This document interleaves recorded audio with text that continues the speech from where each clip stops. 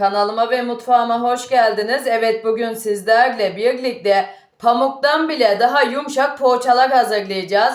Böyle sabah kahvaltınıza, çocuklarınızın beslenmesine şahane bir poğaça tarifi olacak. Evet, fazla da kıymetli vaktinizi almak istemiyorum. Hemen tarifime geçmek istiyorum. Malzemelerimin de sırası geldikçe sizlerle tek tek paylaşacağım. Evet, öncelikle kabımın içine 1 su bardağı ılık suyumu ilave ediyorum. Üzerine 1 su bardağı ılık sütümü ilave ediyorum. 1 paket toz mayamı ilave ediyorum.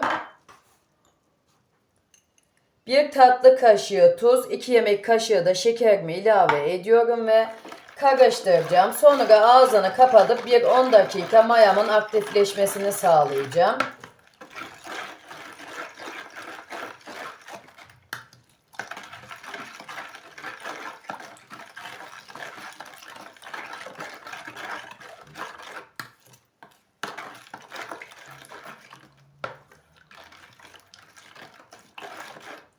Evet, tamam, yeterli. Şimdi dediğim gibi ağzını kapatacağım ve 10 dakika mayamın aktifleşmesini sağlayacağım. Evet, 10 dakika mayamız aktifleşti. Şimdi hamurumuzu yoğuralım. Diğer malzemelerimizi ilave edip. Evet, burada 1 yemek kaşığı eritmiş olduğum tereyağım var. Sizler dilerseniz margarin de kullanabilirsiniz. Ama tereyağı kullanırsanız daha güzel oluyor bu poğaçamızda. 1 yemek kaşığı da oda sıcaklığında tatlı yoğurt ilave ediyorum.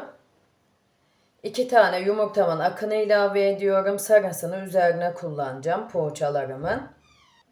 1 bardak da sıvı yağ ilave ediyorum. Evet, kabımın içine almış olduğum malzemelerimi bir karıştırmak istiyorum. Unumu ve nişastamı ilave etmeden önce.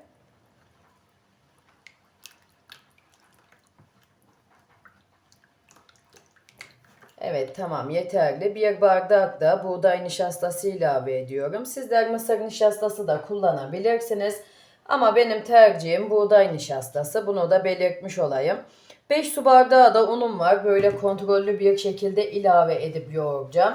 Sizler de ununuzu kontrollü bir şekilde ilave edip yoğurursanız daha güzel sonuçlar alırsınız. Çünkü neden derseniz yumurtamızın küçüklüğünden veya büyüklüğünden, unumuzun kalitesinden veya markasından da un miktarımızda değişiklik gösterebiliyor, bilginize.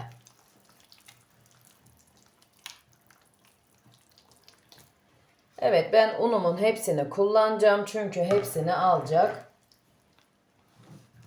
Evet, şimdi hamurumu pürüzsüz hale gelinceye kadar yoğuracağım. Kulak memesi yumuşaklığından biraz daha yumuşak bir hamur elde edeceğim, bilginize.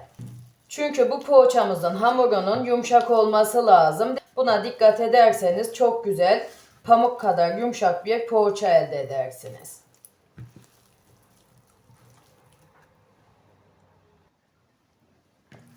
Evet, hamurumu pürüzsüz hale gelinceye kadar yoğurdum. Hemen şöyle yumuşaklığını da göstereyim.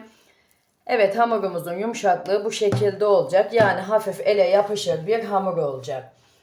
Evet, şimdi ağzını kapatacağım ve sıcak bir ortamda 1 saat mayalanmaya bırakacağım, bilginize.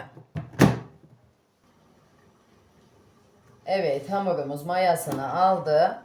Hemen poğaçalarımızın şeklini verelim. Ya bakar mısınız, o kadar güzel hamurumuz kabarmış ki. Evet, şimdi hamurumun havasını alıyorum. Kesinlikle siz de hamurunuzun havasını alın. Poğaçamızı yerken böyle maya maya kokmasın.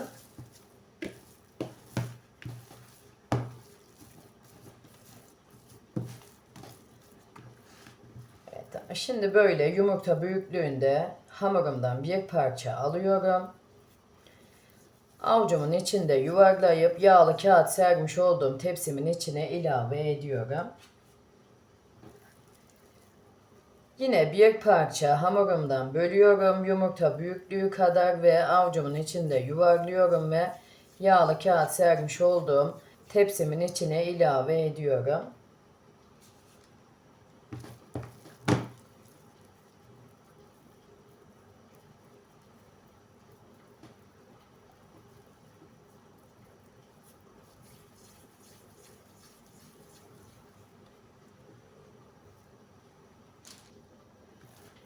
Evet, son 2 tane kaldı. Hemen onu da yapıp bitirmek istiyorum.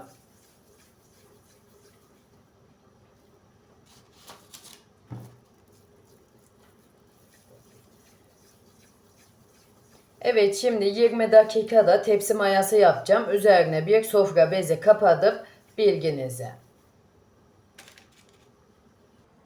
Evet, poğaçamız tepsi mayasını aldı. Şimdi yumurta sarısını ilave edelim. Evet, şimdi böyle eşit bir şekilde ilave edelim.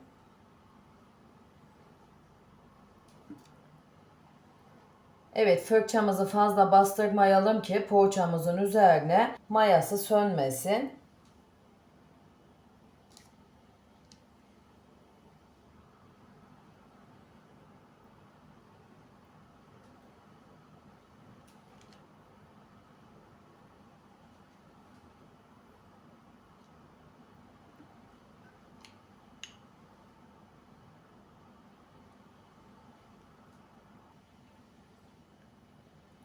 Evet, şimdi bütün poğaçalarımın üzerine sizlere gösterdiğim gibi yumurta sarımı ilave edip bitireceğim bilginize.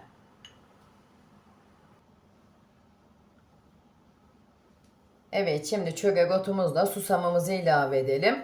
Burada bir yemek kaşığı kavrulmuş susamım var. Bir çay kaşığı da çörek otu ilave ettim bilginize. Sizler çörek otu ilave etmek istemiyorsanız etmeyebilirsiniz. Şart değil.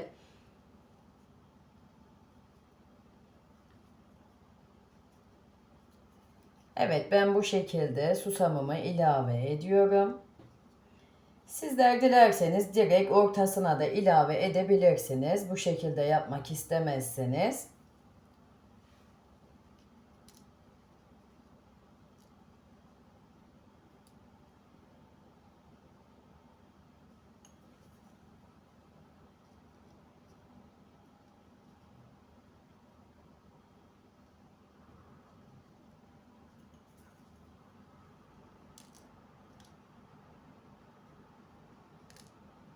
Evet, şimdi hepsini sizlere gösterdiğim gibi yapıp bitireceğim bilginize. Evet, şimdi fırınımı alt üst fan ayarlı 190 dereceye ayarlayacağım. Önceden 10 dakika ısındıktan sonra poğaçalarımı katıp pişireceğim. Her tarifimde olduğu gibi bu tarifimde de belirtmek istiyorum. Sizler kendi fırınınızın ayarına göre ayarlayıp pişirirseniz daha güzel sonuçlar alırsınız.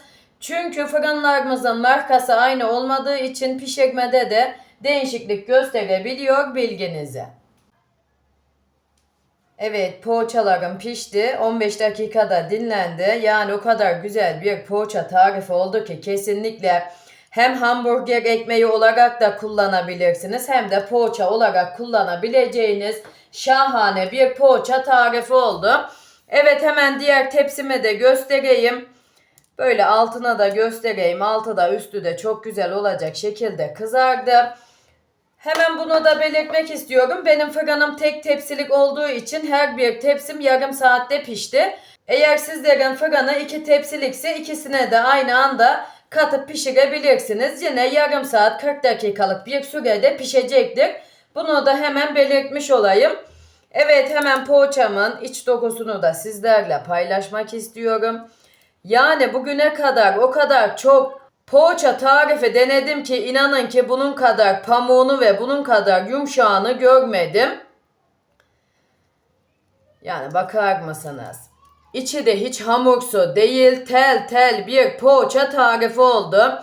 Dediğim gibi isterseniz hamburger ekmeği olarak da tüketebilirsiniz. İsterseniz poğaça olarak da tüketebileceğiniz çok güzel bir poğaça tarifi oldu kesinlikle.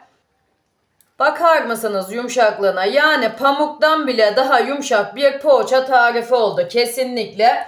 Evet, bugünkü tarifim de buraya kadardı. Umarım beğenirsiniz ve daha güzellerini sizler yaparsınız. Yine tarifimle alakalı aklınıza takılan sorularınız olursa yorumlar kısmına yazarsanız elimden geldiği kadar hızlı cevap vermeye çalışıyorum. Bunu da hemen belirtmiş olayım. Evet, beni buraya kadar izlediyseniz ve hala kanalıma abone değilseniz ilk defa bu tarifimde karşılaşıyorsak Bir tıkla abone olup bildirim tuşlarınızı da açarsanız bundan sonraki gelecekteki bütün tariflerimden de haberdar olursunuz. Böylelikle de bana destek vermiş olursunuz. Yine tariflerimi sosyal medyalarınızda sevdiklerinizle paylaşırsanız daha büyük kitlelere ulaşmama neden olursunuz. Yine yorumlarınızı ve beğenilerinizi de bırakırsanız yine beni çok mutlu edersiniz diyorum ve kendinize iyi bakın. Allah'a emanet olun. Hoşça kalın. Sağlıklı, huzurlu, mutlu bir yaşam diliyorum.